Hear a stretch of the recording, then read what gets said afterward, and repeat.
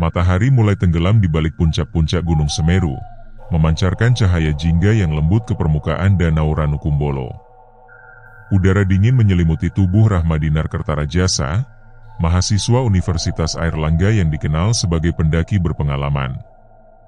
Ia tiba di tepi danau itu bersama dua sahabatnya, Raka Maheswara dan Dinda Palupi, setelah menempuh perjalanan melelahkan dari Surabaya menuju Taman Nasional Bromo.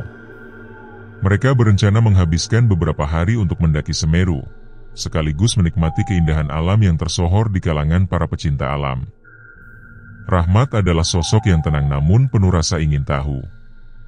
Sebagai mahasiswa semester akhir jurusan biologi, ia sering menggunakan waktu luangnya untuk menjelajahi alam, mencari inspirasi untuk penelitian atau sekadar melarikan diri dari tekanan akademik. Baginya, mendaki adalah cara untuk menemukan kedamaian batin, yang sulit didapat di kota besar seperti Surabaya. Namun, kali ini ada sesuatu yang berbeda. Sejak memasuki jalur pendakian, ia merasakan firasat aneh, seolah-olah ada mata tak terlihat yang mengamati setiap langkahnya. Sementara Raka, temannya yang berbadan atletis dan selalu ceria, tampak tidak terganggu oleh suasana mencekam yang dirasakan Rahmat. "Ayo, kita cepat pasang tenda sebelum gelap," serunya sambil melemparkan tas carrier ke tanah dengan kasar. Dinda, gadis berambut panjang yang lebih pendiam, hanya mengangguk pelan. Matanya sesekali melirik ke arah pepohonan yang berdiri kokoh di sekitar mereka, seolah-olah ia juga merasakan sesuatu yang tidak biasa. Setelah tenda mereka didirikan di bawah naungan pepohonan, angin sejuk membawa aroma tanah basah dan dedaunan. Rahmat duduk di atas karpet tipis, menatap danau yang semakin gelap seiring matahari lenyap sepenuhnya. Dia merasa ada sesuatu yang tidak biasa, tetapi ia mencoba menepis pikiran itu. Ini cuma karena capek, gumamnya pada dirinya sendiri. Namun, firasat itu terus menghantui, seperti bisikan halus yang tak bisa diabaikan. Saat malam tiba, suhu udara semakin dingin. Api unggun yang mereka nyalakan memberikan sedikit kehangatan, tetapi tidak cukup untuk menghilangkan ketegangan yang mulai menyelimuti kelompok itu. Raka berusaha mencairkan suasana dengan bercerita tentang pengalaman lucu saat mendaki gunung lain beberapa bulan lalu. Dinda tertawa kecil, meskipun matanya masih terlihat waspada. Rahmat, di sisi lain, hanya diam, menatap api unggun dengan ekspresi kosong. "Kamu kenapa, Mat?" tanya Dinda akhirnya, suaranya pelan namun penuh perhatian. "Tidak apa-apa," jawab Rahmat singkat.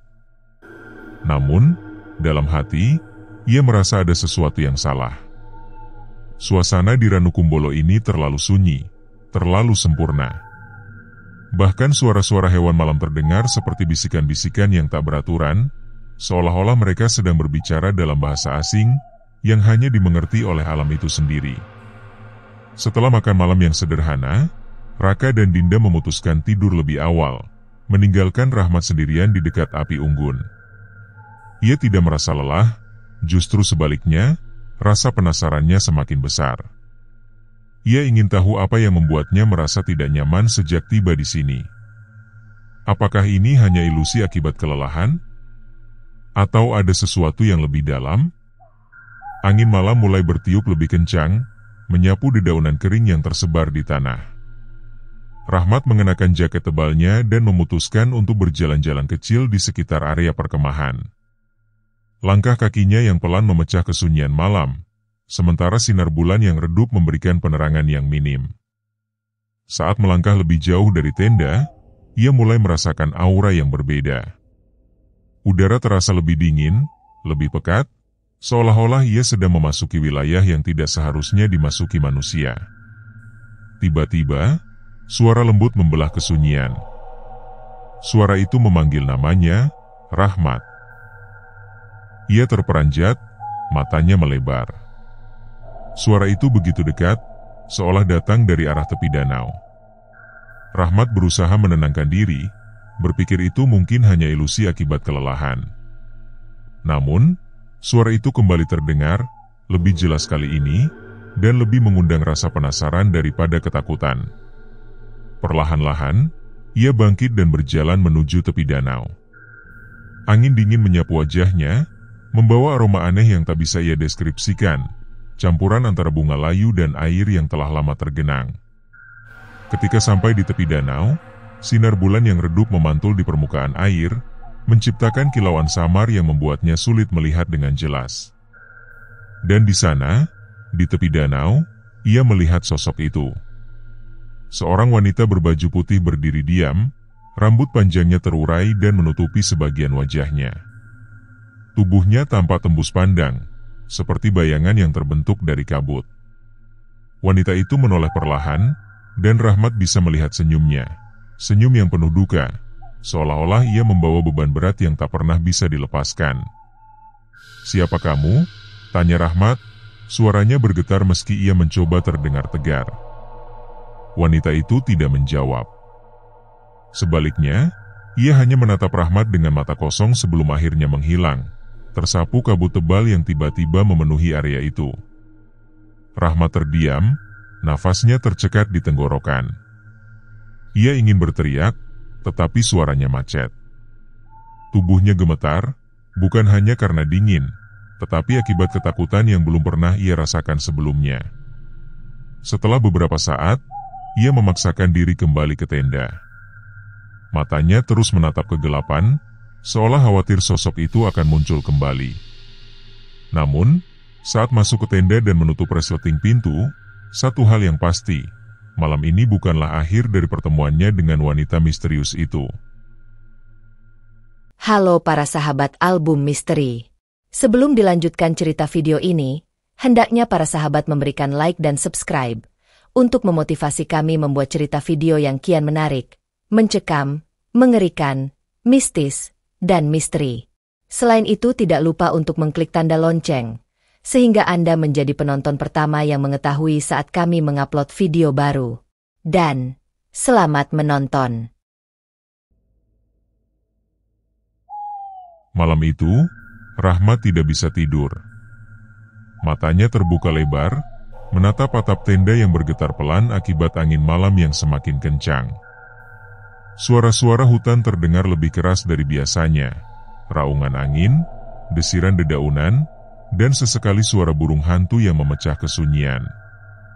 Namun, di antara semua itu, ada satu suara yang terus terngiang di telinganya. Panggilan lembut wanita misterius yang ia lihat di tepi danau. Raka dan Dinda tampaknya sudah tertidur pulas. Napas mereka teratur dan dalam. Rahmat mencoba untuk mengabaikan firasat buruknya dan berguling ke sisi lain, tapi pikirannya terus kembali pada sosok wanita itu. Kenapa dia? Apa hubungannya dengan tempat ini? Dan kenapa dia memanggil namanya? Setelah beberapa jam berusaha menenangkan diri, mata Rahmat akhirnya mulai terpejam. Namun, tepat ketika ia hampir jatuh ke dalam alam mimpi, sebuah suara samar kembali terdengar, lebih pelan kali ini, seperti bisikan yang datang dari jauh. "Rahmat." Panggilan itu begitu dekat, seolah-olah wanita itu berdiri tepat di luar tenda. Jantung Rahmat berdegup kencang. Ia membuka matanya perlahan, takut melihat apa yang mungkin ada di luar tenda. Tapi saat ia duduk dan meraih senter di tasnya, suara itu hilang begitu saja, meninggalkan kesunyian yang lebih pekat daripada sebelumnya. Napasnya terasa sesak, dan ia tahu bahwa ia tidak akan bisa tidur lagi malam itu. Akhirnya, ia memutuskan untuk keluar dari tenda. Dingin menusuk tulang langsung menyergap tubuhnya begitu ia melangkah keluar. Udara malam terasa lebih berat, seperti ada sesuatu yang menghalangi gerakannya. Api unggun yang mereka nyalakan sebelumnya sudah padam, hanya menyisakan bara kecil yang berkedip-kedip redup. Di sekitarnya, kabut tebal mulai menyelimuti area perkemahan, membuat segalanya tampak seperti ilusi. "Mat," suara pelan memanggil dari belakangnya. Rahmat tersentak dan berbalik cepat, mendapati Raka sedang berdiri di pintu tenda. Temannya itu tampak bingung dan mengantuk. "Apa yang kamu lakukan di luar?" tanya Raka, suaranya parau karena baru bangun. Tidak ada," jawab Rahmat ragu-ragu. Ia tidak yakin apakah harus menceritakan apa yang dialaminya kepada Raka. Tapi melihat ekspresi penasaran temannya, ia akhirnya berkata, Aku hanya tidak bisa tidur." Raka mengernyit, kemudian melangkah mendekat. "Ada yang aneh, ya?" "Aku juga merasakannya. Seperti ada sesuatu yang mengamati kita." Rahmat menelan ludah. Jadi, bukan hanya dia yang merasakan hal ini. Mereka berdua berdiri dalam diam selama beberapa saat, memandangi kabut yang semakin tebal. Sementara itu, Dinda masih tertidur di dalam tenda. Napasnya terdengar tenang meski suasana di luar semakin mencekam. "Mungkin kita cuma kecapean," kata Raka akhirnya, mencoba menenangkan dirinya sendiri sekaligus Rahmat. "Tapi kalau kamu merasa ada yang aneh, coba kita patroli sebentar sekitar area ini. Siapa tahu cuma bayangan atau suara hewan liar."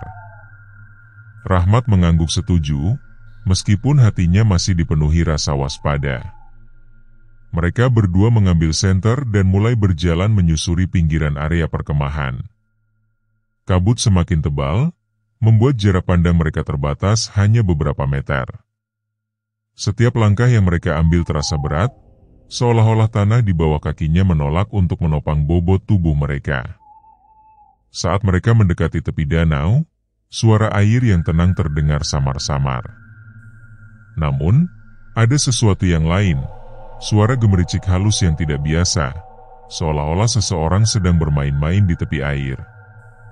Rahmat dan Raka saling bertukar pandang, lalu melangkah lebih dekat ke arah suara itu. Di sana, di tengah kabut yang semakin tebal, mereka melihat sesosok bayangan putih duduk di tepi danau. Wanita itu tampak sedang menyisir rambut panjangnya yang hitam legam dengan jari-jari lentiknya. Tubuhnya tampak transparan, seperti pantulan cahaya bulan yang terdistorsi oleh kabut. "Siapa itu?" bisik Raka, suaranya penuh ketakutan. Rahmat tidak menjawab. Ia hanya terpaku, menatap wanita itu dengan takjub sekaligus ngeri. Wanita itu kemudian menoleh perlahan, dan senyum duka yang sama seperti yang ia lihat sebelumnya kembali muncul di wajahnya.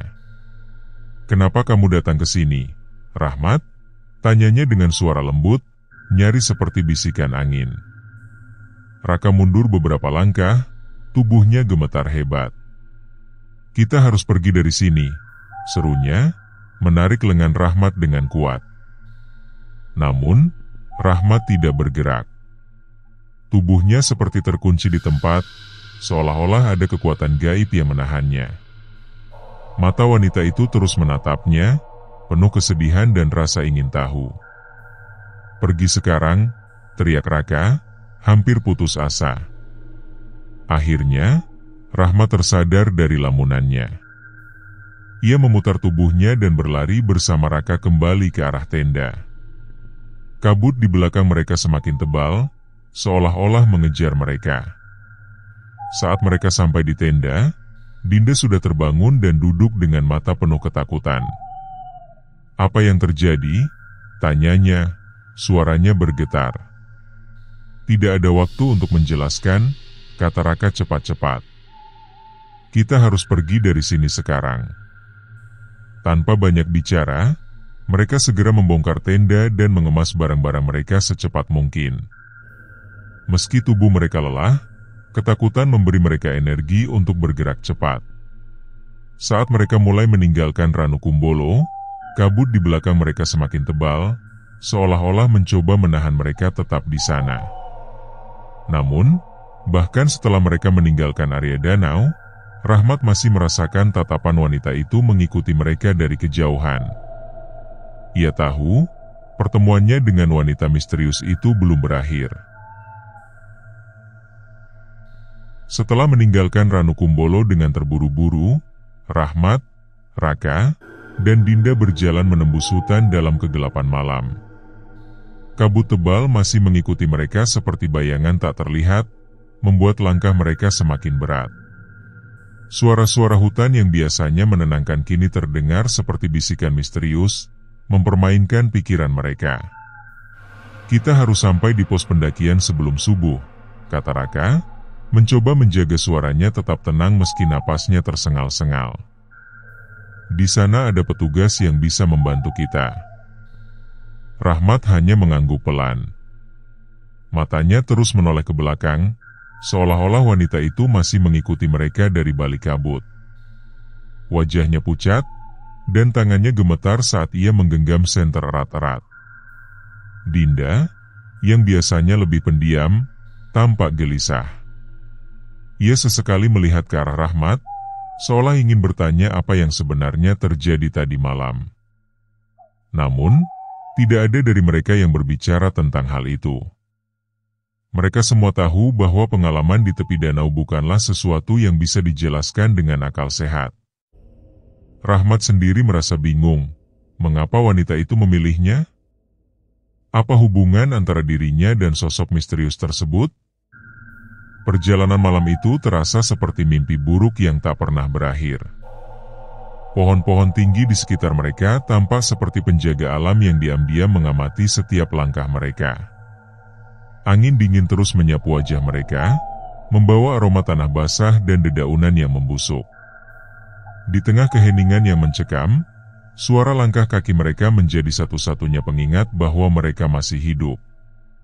Setelah beberapa jam berjalan, mereka akhirnya tiba di sebuah pos pendakian kecil yang terletak di tengah hutan. Sebuah pondok kayu sederhana dengan lampu minyak yang redup menyala di dalamnya.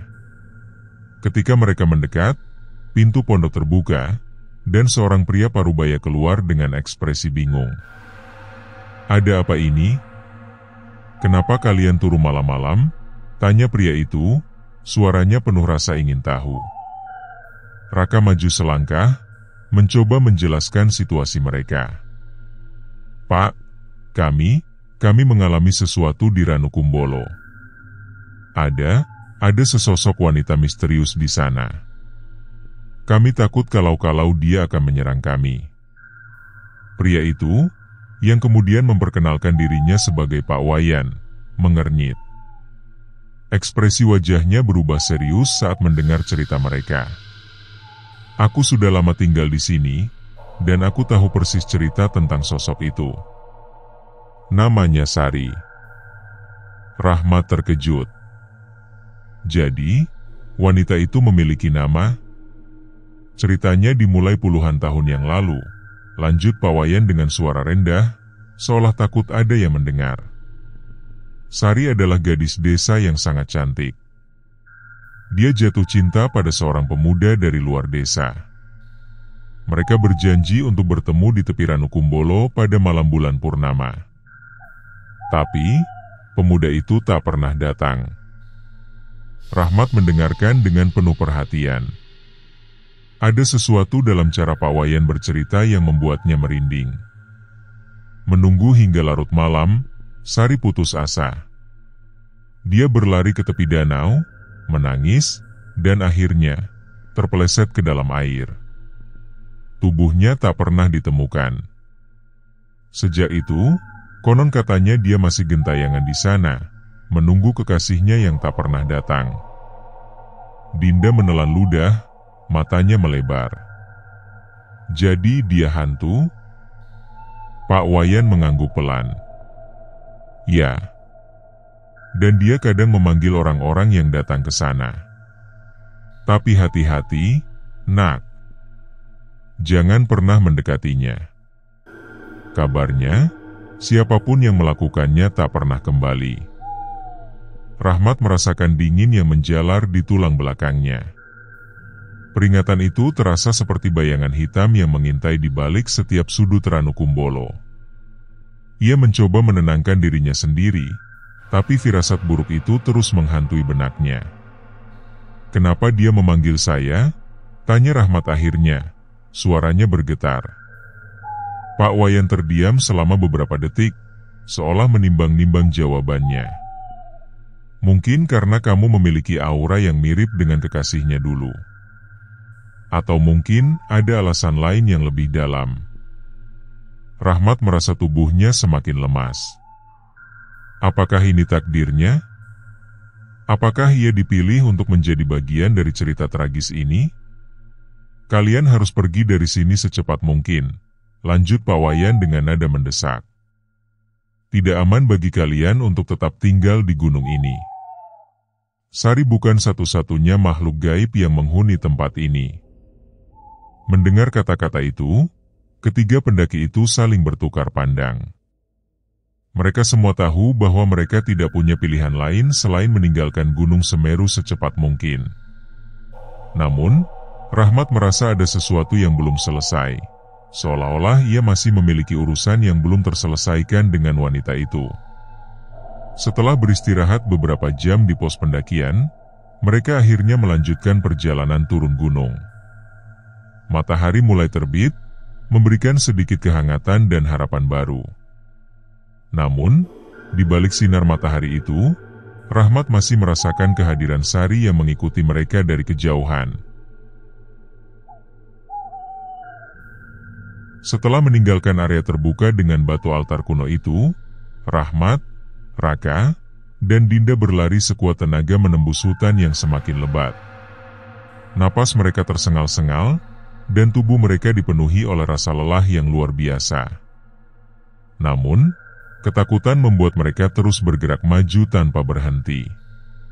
Kabut tebal yang tadi mengikuti mereka perlahan mulai menipis, tapi kehadiran wanita itu masih terasa begitu dekat, seolah-olah ia menyusup ke dalam pikiran mereka.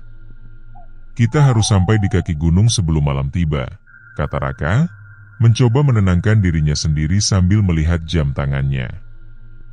Kalau tidak, kita akan terjebak di sini lebih lama. Dinda hanya mengangguk pelan, wajahnya pucat pasi.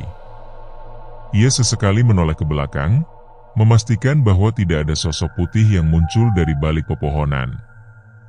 Matanya tampak kosong, seolah rohnya sudah mulai terkuras oleh ketegangan yang tak kunjung usai.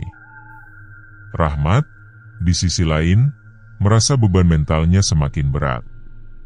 Wanita itu, Sari, terus menghantui pikirannya. Kenapa dia? Apa hubungan antara dirinya dan tragedi cinta yang terjadi puluhan tahun lalu?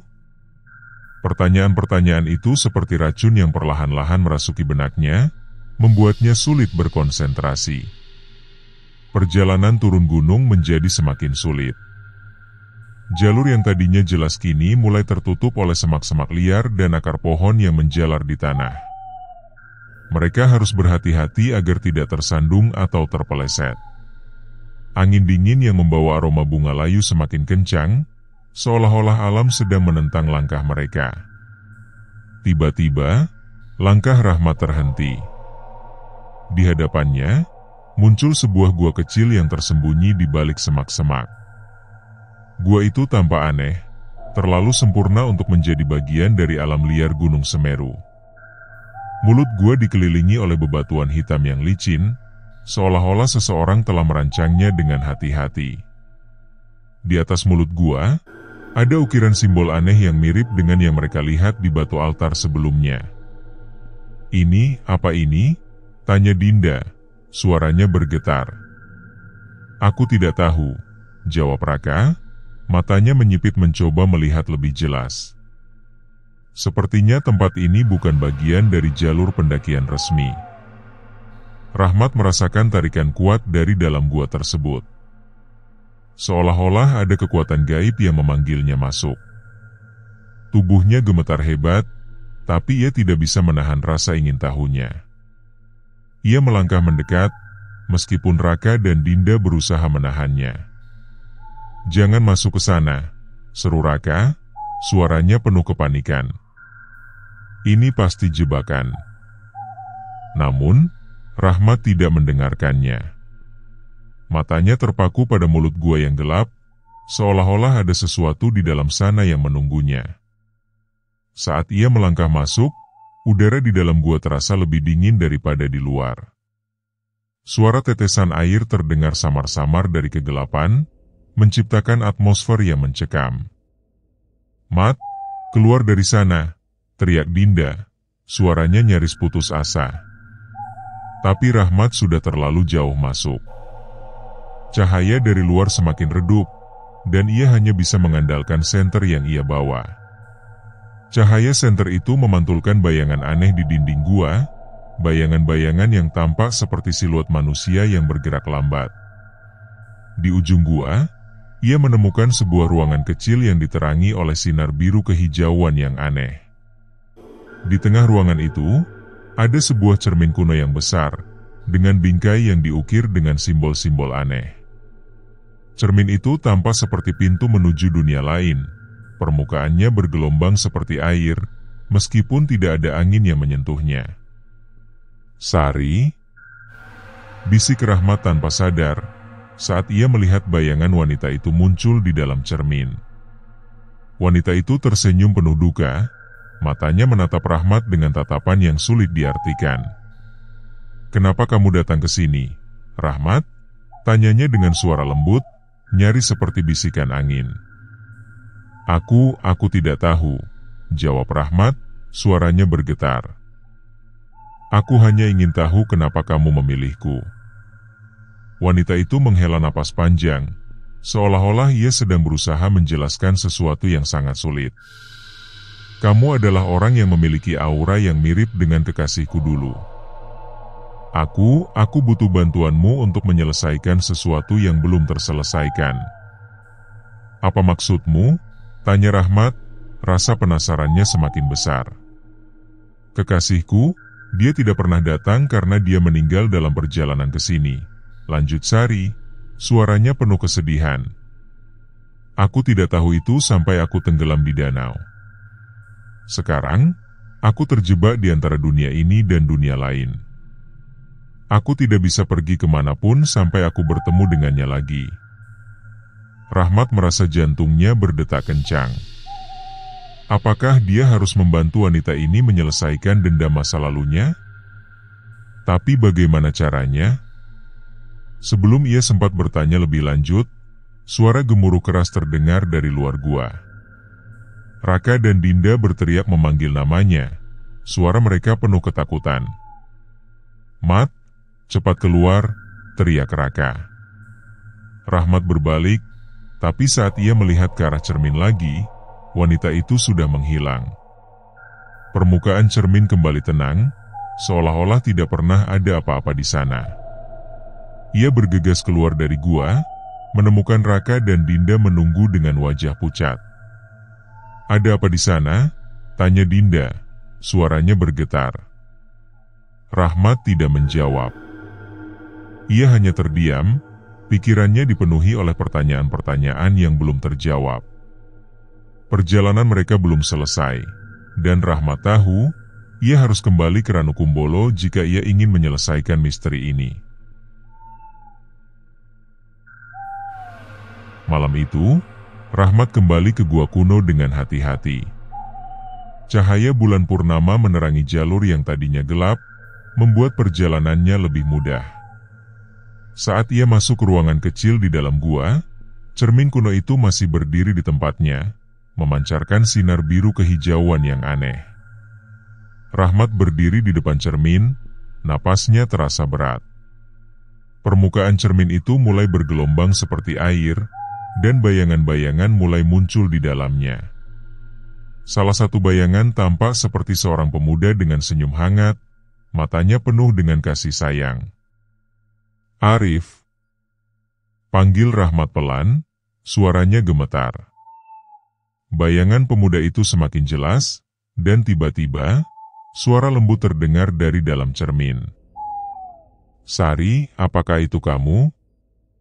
Sari muncul di belakang Rahmat, matanya berkaca-kaca karena air mata kebahagiaan. "Arif, aku di sini." Cermin itu mulai bersinar terang, dan kedua sosok itu perlahan-lahan menghilang ke dalamnya. Sebelum Sari sepenuhnya hilang, ia menoleh ke arah Rahmat dan tersenyum. "Terima kasih, Rahmat. Kamu telah membebaskanku." Setelah itu, cermin itu kembali tenang, seolah-olah tidak pernah digunakan. Rahmat merasakan udara di sekitarnya menjadi lebih ringan, dan ketegangan yang selama ini menghantuinya lenyap begitu saja. Ia keluar dari gua dengan langkah yang lebih ringan, merasa lega karena tugasnya telah selesai. Namun, di dalam hatinya, ia tahu bahwa pengalaman ini akan selalu menghantui pikirannya. Sebuah kisah tentang cinta, dendam, dan pengorbanan yang tidak akan pernah ia lupakan. Tamat.